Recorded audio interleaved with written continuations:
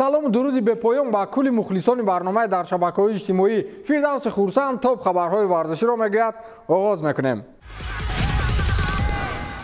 Алексис Санчес, футболбози соҳибноми чилигӣ ки замоне дар Барселона бонгу номаш ба осмонҳо рафта буд, баъди гузаришаш ба Манчестер Юнайтед дар соли 2018 то ҳол ба худ наомадааст. Ҳамакнун ин футболбоз миёни топ 5 чемпионатҳои аврупоӣ сарсону саргардон аст. ӯ аз Ла Лига ба Премер Лигаи Англия ва аз он ҷо ба Серияи А акнун бошад миёни топ 5 чемпионати зур ба сусттаринаш Лигаи 1 Фаронса ба дастаи Марсел меравад. Дастаи Интер ду мавсими фаъолияти Алексис Санчесро дар даста баҳои паст медиҳад. ӯ дар 108 бозии ба майдон омадааш ба задани 20 голу 23 партофти головар даст ёфтааст. Яке аз дастаҳои машҳури чемпионати Фаронса, Марсел, ба пешниҳоди ҳамкорӣ аз ҷониби намояндаҳои Санчес розигӣ дод. Бошгоҳи фаронсавӣ эълон кард ки дар мавриди интиқоли футболбози 33 сола ба созиш омадааст. Чанде пеш сару садоҳо ба миён омад ки Алексис Санчес шартномаи ҳамкориро бо Интер қатъ кардааст ва ҳамкорӣ бо дастаи Марселро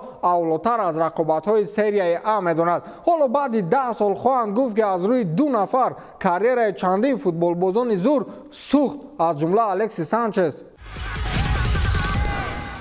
дар омади гап аз оморҳои ютуб ман медонам ки бештари тамошобинони мо дар тоҷикистон не, балки дар Русия ҳастанд. аз ин рӯ ман мехоҳам ба шумо роҳи осонеро бигӯям ки чӣ тавр метавонед беинтизорӣ ва пардохти комиссия ба пайвандону наздикони худ дар Тоҷикистон ва кишварҳои иттиҳоди давлатҳои мустақил маблағ интиқол диҳед. ин корти дебетии Тинкофф Блек аст ки барои истифодабарии шаҳрвандони хориҷӣ дастрас мебошад. бартариҳои корт, интиқоли фаврии маблағҳо ба кишварҳои иттиҳоди давлатҳои мустақил бе комиссия то 20 000 рубл дар як моҳ бо рақами телефон ба Қирғизистон, Тоҷикистон ва Узбекистон ба таври мустақим дар барнома. ҳамчунин бо рақами кор то 20 000 рубл дар як моҳ бе комиссия ба кишварҳои дигар. пуркунии ройгони суръатҳисоб бо интиқол аз кортҳои дигар ё пули нақд. ҳамчунин метавон ба таври мустақим маошро аз ин корт гирифт. гирифтани пули нақд бе комиссия то 500 000 рубл дар банкоматҳои Тинкофф ва то 100 000 рубл дар банкоматҳои дигари Дилхоҳ агар аз 3 000 рубл зиёд пул бигиред. аз маблағи боқимондаи суръатҳисоби худ ҳар моҳа то 7% кешбек бигиред.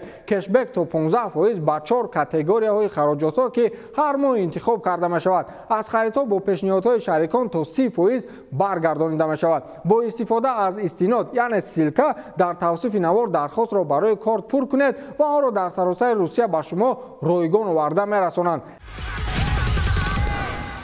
Килиан Мбаппе дар бозии навбатии дастаи ПСЖ дар Лигаи Фаронса муқобили Монпеле иштирок мекунад. баъди муваффақиятҳои пайҳами дастаи Парижӣ дар бозиҳои дӯстона, Суперҷом ва аввалин бозии чемпионат, мухлисон дар шабакаҳои маҷозӣ атрофи фазои минбаъдаи даста ҳарф мезананд. онҳо бар он назаранд ки баргашти фаронсавӣ ба ҳолати равонии бозингарон таъсири дигар мерасонад. инро ба он хотир мухлисон муҳокима мекунанд ки дар бозиҳои охир футболбозони даста аз қабили Лионел Месси ва Неймар дар сатҳи хеле олӣ ҳунарнамоӣ доштанд ва акнун ки лоиҳаи ошкорои раҳбарияти дастаи ПСЖ атрофи Килиан Мбаппе сохта шудааст, ба раванди бозии ин ду суперситораи олами футбол таъсири манфӣ хоҳад гузошт. Мбаппе то дирӯз бо сабаби осеби мушакҳо дар бозиҳои даста иштирок надошт. ҳоло дар даста чунон фазои хубе вуҷуд дорад ки Месси ва Неймар ҳамдигарфаҳмии олӣ пайдо карданд ва акнун примаи фаронсавӣ меояд ва ин фазои муқаррарӣ ба охир мерасад. намонд ки Месси бечора як ду голи дигар занад.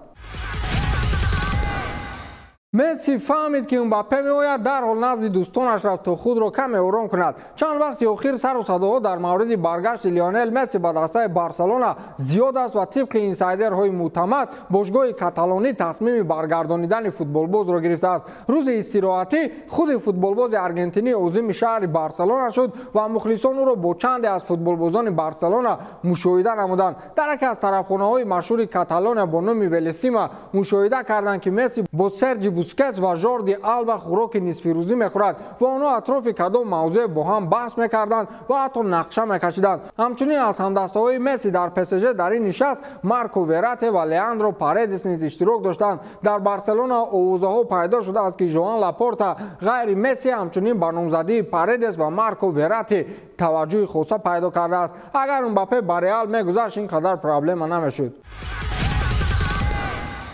дар футбол як истилоҳи дигар аст ки мегӯянд бахти футболӣ ё нуқтаи сиёҳи карьера. хулас чунин фаҳмишоро метавон ба карьераи чанд футболбоз мувофиқат намоем. масалан шумо карьераи Алваро Маратаро чӣ гуна ба ӯ медиҳед? ман ғайри як замон дар Ювентус буданаш дигар ҳеҷ дурахшиши ӯро надидам, на дар Челси, на дар Атлетико ва на дар Реал ва на дар баргашти дуюмборааш ба Ювентус. дар Челси ӯ рақами 9-ро гунаҳгор мекард ки ин рақами ба қавли наҳс аст. намояндаҳои футболбози мазкур дирӯз номзадии ӯро ба дастаи Манчестер Юнайтед пешниҳод карданд. инро пойгоҳи хабарии ESPN расонаӣ кард ва гуфтанд ки Марата дигар дар серияи А ва чемпионати Испания хоҳиши бозӣ кардан надорад ва мехоҳад ба премер-лигаи Англия гузариш кунад. аз ин хотир агенти футболбози испанӣ номзадии ӯро ба дастаи пешниҳод кард ки аз дигарон дида бештар ба бозигарони нав эҳтиёҷ дорад. ду мавсими охири худро Марата дар ҳайати дастаи Ювентус аз серияи А гузаронид ва дар 67 бозии иштирок кардааш 20 гол ва 16 паси головар дорад. ҳоло тибқи шартнома Марата то охири мавсим футболбози Атлетико аст, вале ҷониби футболбоз хостори ҳамкорӣ бо дастаҳои премер-лига гаштааст. дастаи Манчестер Юнайтед чанде қабл пешниҳоди футболбози дигар Марко Арнаутовичро рад карда буд. ин бача 29 сола аст ва ба қавли рӯзҳо успед кард ки дар Реал Мадрид, Челси, Атлетико Мадрид, Ювентус ва инак дар Манчестер бозӣ кунад. карьераи аҷиб дорад, ҳарчанд гол зада наметавонад. барселона дар ҷигари шаҳри Мадрид мағозаи расмии бошгоҳи каталониро боз мекунад. ёбу гир дигар ба гумонам баъди ҳамкориҳои наздики бошгоҳҳои Реал Мадрид ва Барселона чизе аз шаҳомати Эл Классико боқӣ намемонад. қаблан футболбозе ки аз ин даста ба дастаи дигар мегузашт то охирин нафас нафринаш мекарданд. хулас дастаи Барселона ба наздикӣ як иқдоми аҷиберо роҳандозӣ хоҳад кард. онҳо мехоҳанд то бозии аввалини Эл Классико дар ин мавсим мағозаи расмии бошгоҳро дар шаҳри Мадрид фаъол кунанд. дар ин мағоза мухлисон ва ҳаводорони футбол метавонанд пираҳан ва дигар молҳои ба истилоҳ оригинали тааллуқ ба бошгоҳи Барселонаро харидорӣ намоянд. вақте ин хабар сархати расонаҳо шуд, чанде аз мухлисони бошгоҳи мадридӣ дар шабакаҳои иҷтимоӣ ваъдаи вайрону балангор кардани онро доданд. чунин иқдомгириҳо миёни бошгоҳҳои Барселона ва Реал то ҳол вуҷуд надошт ва ҳамагон аз ин тасмим бархурди манфиро интизоранд. муқоиса кунем Флорентино Перес чӣ кор мекунад? дар бораи стратегияи рушди бошгоҳ фикр мекунад, тамрину таҷдиди варзишгоҳ,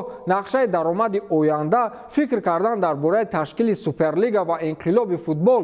Лапорта чӣ? дар Мадрид мағоза кушоед ва буҷаи бошгоҳро наҷот диҳед. ба мағоза бой мешуд, сафари ҳамсинфи ма мешуд. 7 сол аз Русия пул равон мекунад ки дар мағоза бор харед. регистратсияи корти мазкур ҳамагӣ 3 дақиқа вақтро мегирад. ҳамин 3 дақиқа ҳам кори шуморо осон мекунад ва ҳам зиндагии моро. як дастгирӣ ва ҳамин тамом. то дидор, хайр.